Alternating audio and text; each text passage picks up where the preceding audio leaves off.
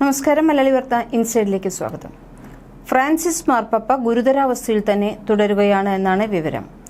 റോമിലെ ജമേലി ആശുപത്രിയിൽ 10 ദിവസമായി ചികിത്സയിലാണ് അദ്ദേഹം. ശ്വാസകോശ അണുബാധ ഉള്ളതിനാലും രക്തം നൽകിയതിനാലും ഉയർന്ന അളവിൽ ഓക്സിജൻ കൊടുക്കുകയാണെന്നാണ് അധികൃതർ അറിയിച്ചിട്ടുള്ളത്. വൃക്ക തകരാറും കണ്ടെത്തിയിട്ടുണ്ട്. ആശുപത്രി മുറിയിൽ വെച്ച് മാർപ്പാപ്പ കുർബാനയിൽ പങ്കെടുത്തുവെന്നും റിപ്പോർട്ടുകൾ വരുന്നുണ്ട്. തനിക്ക് വേണ്ടി പ്രാർത്ഥിക്കണമെന്ന് ഫ്രാൻസിസ് മാർപ്പാപ്പ വിശ്വാസികളോട് അഭ്യർത്ഥിച്ചിരുന്നു. റോമിലെ ജമേലി ആശുപത്രിയിലെ ഡോക്ടർമാർക്കും ആരോഗ്യ പ്രവർത്തകർക്കും സന്ദേശങ്ങൾ അയച്ചവർക്കുമെല്ലാം മാർപ്പാപ്പ നന്ദി അറിയിക്കുകയും ചെയ്തിട്ടുണ്ട്. ഈ മാസം 14-നാണ് ജമേലി ആശുപത്രിയിൽ മാർപ്പാപ്പയെ പ്രവേശിപ്പിച്ചത്.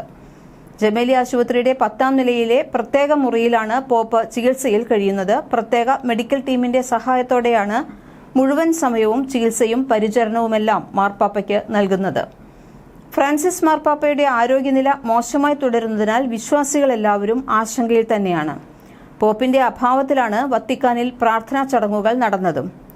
മാർപ്പാപ്പ ഹെർണിയ ശസ്ത്രക്രിയയ്ക്ക് മുൻപ് വിധേയനായിട്ടുണ്ട്. ഇടുപ്പ്, കാൽമുട്ടുവേദന എന്നിവ മൂലം നടക്കാൻ സാധിക്കാതെ വന്ന മാർപ്പാപ്പ പിന്നീട് വീൽചെയർ ഉപയോഗിക്കുന്നതിലേക്കും എത്തിയിരുന്നു.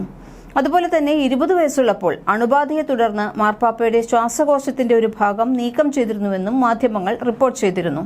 ഈ അവസരത്തിൽ എല്ലാവരും ചോദിക്കുന്നത്, മാർപ്പാപ്പ അല്ലെങ്കിൽ പോപ്പ് മരിച്ചു കഴിഞ്ഞാൽ എങ്ങനെയാണ് അത് ലോകം അറിയുന്നത്, എന്തെല്ലാമാണ് ഇവിടുത്തെ ചടങ്ങുകൾ എന്നതെല്ലാം ഒരുപാട് പേർക്ക് ഈ കാര്യങ്ങളെക്കുറിച്ച് അറിയാത്തവരുമുണ്ട്. അവർക്കായി പറയാം, പോപ്പിന്റെ മരണം ഔദ്യോഗികമായി പ്രഖ്യാപിക്കുന്നത് കാമർലെങ്കോയാണ്. അത് ചെയ്യുന്നത് ഒരു വെള്ളി ചുറ്റിക കൊണ്ട് മാർപ്പാപ്പയുടെ നെറ്റിയിൽ മൃദുവായി തട്ടും. മാർപ്പാപ്പയുടെ മാമോദിസ പേര് 3 പ്രാവശ്യം ചെവിയിൽ വിളിക്കും. മറുപടി ഒന്നും കിട്ടിയില്ല എങ്കിൽ പോപ്പ് മരിച്ചതായി പ്രഖ്യാപിക്കും. വിശുദ്ധ സിംഹാസനത്തിന്റെ സ്വത്തും സാമ്പത്തികവുമെല്ലാം കൈകാര്യം ചെയ്യാൻ അവകാശമുള്ളതും പുതിയ മാർപ്പാപ്പയെ തെരഞ്ഞെടുക്കുന്ന കോൺക്ലേവിലെ അധ്യക്ഷത വഹിക്കുകയും ചെയ്യുന്ന കർദിനാൾ ആണ് കാമർലെങ്കോ എന്ന് അറിയപ്പെടുന്നത്. ഇപ്പോഴത്തെ കർദിനാൾ കെവിൻ ജോസഫ് ഫെറലാണ്. ലോകത്തെ അദ്ദേഹത്തിന്റെ മരണം അറിയിക്കുന്നതിനു മുൻപ് മുതിർന്ന സഭാ ഉദ്യോഗസ്ഥരുടെ ഭരണസമിതിയായ കോളേജ് ഓഫ് കാർഡിനൻസിനെ കാമർലെങ്കോ മാർപ്പാപ്പ മരിച്ചതായി അറിയിക്കുന്നതാണ് ആദ്യത്തെ ചടങ്ങ്. ഇപ്പോൾ കാമർലെങ്കോ മാർപ്പാപ്പ മരിച്ചതായി പ്രഖ്യാപിക്കുന്നതിനെല്ലാം മുൻപ് തന്നെ ഡോക്ടർമാർ സർട്ടിഫൈ ചെയ്യാറുണ്ട്. ഡോക്ടർമാർ സർട്ടിഫൈ ചെയ്ത് കഴിഞ്ഞ കാര്യമാണ് കാമർലെങ്കോ ഔദ്യോഗികമായി മാർപ്പാപ്പ മരിച്ചു എന്നുള്ള വിവരം മറ്റുള്ളവരെ അറിയിക്കുന്നത്.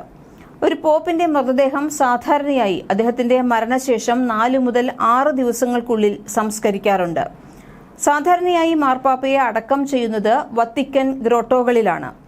എന്നാൽ 2023-ൽ ഒരു അഭിമുഖത്തിനിടെ ഫ്രാൻസിസ് മാർപ്പാപ്പ തന്റെ പ്രിയപ്പെട്ടതും ഏറ്റവും കൂടുതൽ ആളുകൾ സന്ദർശിക്കുന്നതുമായ പള്ളികളിൽ ഒന്നായ റോമിലെ സാന്താ മരിയ മാഗിയോർ ബസിലിക്കയാണ് അന്ത്യവിശ്രമ സ്ഥലമായി തെരഞ്ഞെടുത്തിട്ടുള്ളത് എന്ന് പറഞ്ഞിരുന്നു. 2023-ൽ ഒരു അഭിമുഖത്തിനിടെയാണ് ഫ്രാൻസിസ് മാർപ്പാപ്പ തന്റെ ഏറ്റവും പ്രിയപ്പെട്ട ഈ സ്ഥലം ലോകത്തിനു മുൻപിൽ പറഞ്ഞത്. അതുകൊണ്ട് തന്നെ തന്റെ അന്ത്യവിശ്രമം സാന്താ മരിയ മാഗിയോർ ബസിലിക്കയിൽ ആയിരിക്കണം എന്ന് അദ്ദേഹം പറഞ്ഞു വെച്ചിട്ടുണ്ട്. അപ്പോൾ തീർച്ചയായും ഫ്രാൻസിസ് മാർപ്പാപ്പ മരിച്ചു കഴിഞ്ഞാൽ അവിടെ തന്നെയായിരിക്കും അന്ത്യവിശ്രമം കൊള്ളുന്നത്. പതിവ് പാരമ്പര്യമനുസരിച്ച് പോപ്പിന്റെ മൃതദേഹം അനുഗ്രഹിക്കുകയും പാപ്പൽ വസ്ത്രം ധരിപ്പിക്കുകയും പൊതുജനങ്ങൾക്കായി സെന്റ് പീറ്റേഴ്സ് ബസിലിക്കയിൽ പ്രദർശിപ്പിക്കുകയും ചെയ്യും. അതുപോലെ തന്നെ ചരിത്രപരമായി പണ്ടുമുതൽ തന്നെ പോപ്പ് മരിച്ചു കഴിഞ്ഞാൽ അദ്ദേഹത്തിന്റെ ദേഹം എംബാം ചെയ്യാറുണ്ട്. റോമിലെ ട്രെവി ഫൗണ്ടന് സമീപമുള്ള ഒരു പള്ളിയിൽ 20-ലധികം പോപ്പുകളുടെ ഹൃദയങ്ങൾ മാർബിൾ കലശങ്ങളിൽ സൂക്ഷിച്ചിരിക്കുന്നു. എംബാം ചെയ്യുന്നതിന് തൊട്ടു മുമ്പ് തന്നെ മൃതദേഹത്തിൽ നിന്ന് ഹൃദയമെല്ലാം വേർപ്പെടുത്തിയെടുക്കാറുണ്ട്. ഈ ഹൃദയമാണ് മാർബിൾ കലശങ്ങളിലായി സൂക്ഷിച്ചിരിക്കുന്നത്. ഈ ഹൃദയങ്ങൾ വിശുദ്ധ തിരുശേഷിപ്പുകളായിട്ടാണ് സംരക്ഷിക്കപ്പെടുന്നത്. അതുപോലെ തന്നെ വേറൊരു സംശയം എല്ലാവർക്കും ഉള്ളത്, മാർപ്പാപ്പ അണിഞ്ഞ മോതിരം എന്ത് ചെയ്യുമെന്നതിനെ കുറിച്ചാണ്. മാർപ്പാപ്പ അണിഞ്ഞ മോതിരം ഒരു പ്രത്യേകതരം ഹാമർ ഉപയോഗിച്ച് കാമർലെങ്കോ ഇടിച്ച് നശിപ്പിച്ചു കളയുകയാണ് ചെയ്യുന്നത്. ഇത് അനധികൃത ഉപയോഗം തടയുന്നതിനായാണ് ഇങ്ങനെ മോതിരം ചെയ്യുന്നത്. കാരണം ഈ മോതിരം ഉപയോഗിച്ച് സ്റ്റാമ്പ് ചെയ്യുകയെല്ലാം ചെയ്യാറുണ്ട്. അപ്പോൾ ഇത്തരം അനധികൃത ഉപയോഗം ഇല്ലാതെയാക്കുന്നതിന് വേണ്ടി ഈ മോതിരം ഹാമർ ഉപയോഗിച്ച് നശിപ്പിച്ചു കളയുന്നതാണ് പതിവ്. അങ്ങനെ അത് നശിപ്പിച്ചതിനു ശേഷം മാർപ്പാപ്പയുടെ സ്വകാര്യ വസ്തുക്കളുടെ കൂട്ടത്തിൽ ഈ മോതിരവും സീൽ ചെയ്ത് സൂക്ഷിക്കുകയാണ് ചെയ്യുന്നത്.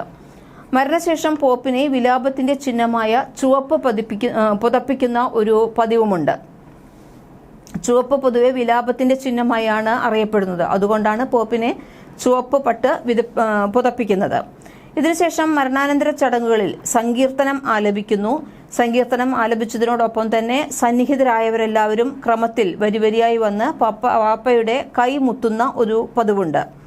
പിന്നീട് കാമർലെങ്കോ പോപ്പിന്റെ മുഖം വെള്ളത്തുണി കൊണ്ട് മൂടും. സെന്റ് പീറ്റേഴ്സിൽ കുമ്പസാരം കേൾക്കുന്ന വൈദികനോട് അതിനുശേഷം ഭൗതിക ശരീരത്തിന് കാവൽ നിൽക്കാൻ പറയുന്നു. പിന്നീട് ശരീരം ഔദ്യോഗികമായി കുളിപ്പിച്ച് മാർപ്പാപ്പയുടെ ഔദ്യോഗിക വസ്ത്രം ധരിപ്പിക്കും. 3 ശവപ്പെട്ടികളാണ് ഇവിടെ ഉണ്ടാകുന്നത്. ദ റിച്വൽ ഓഫ് 3 കോഫിൻസ് എന്നാണ് ഇതിനെ പറയുന്നത്.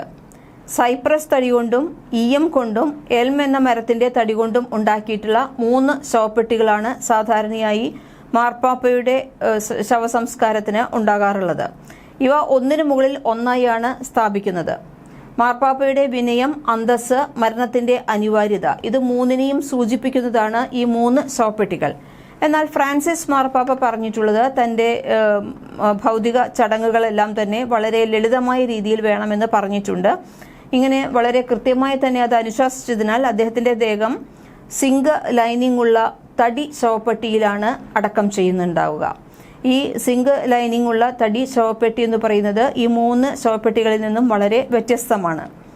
അതുപോലെ തന്നെ മരണവാർത്ത പുറം ലോകത്തെ അറിയിക്കുന്നത് മരിച്ച് കുറച്ച് ദിവസങ്ങൾക്ക് ശേഷമായിരിക്കും എന്നാണ് പറയുന്നത്.